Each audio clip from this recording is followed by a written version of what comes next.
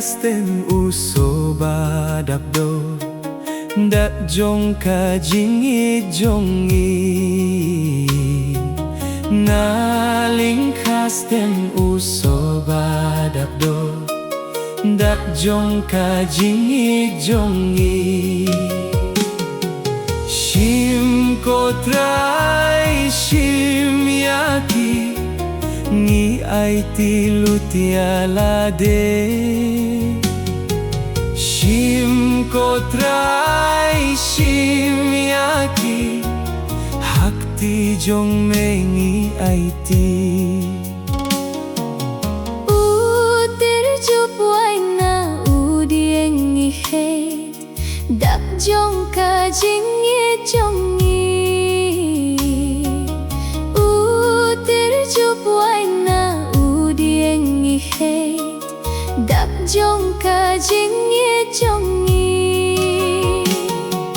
shim kotrai shim yaki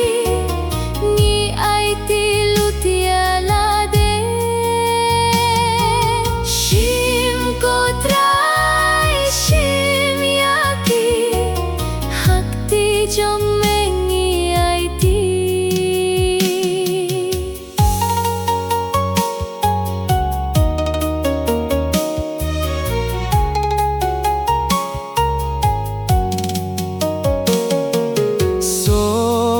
Sau na udeng bangi he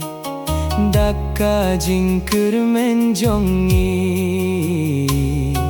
sobla sau na udeng bangi he dakka jing kurmen jongi shim kotrai shim yaki ngi ai tilutialade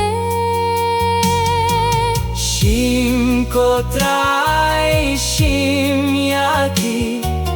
hakti jong mengi ai ti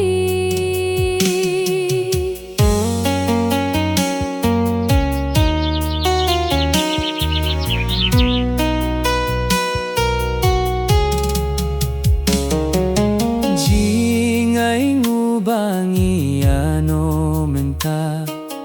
dak jong ka jing ya teli jingai ngubangi ano minta dak jong ka jing ya teli shim kotrai shim yaki ngi ai tilutialade shim kotrai shim yaki hakti jong mengi ai ti kaba bhatam hajingim ngira kum ka jingai nguyame kaba bhatam hajingim ngira kum ka jingai nguyame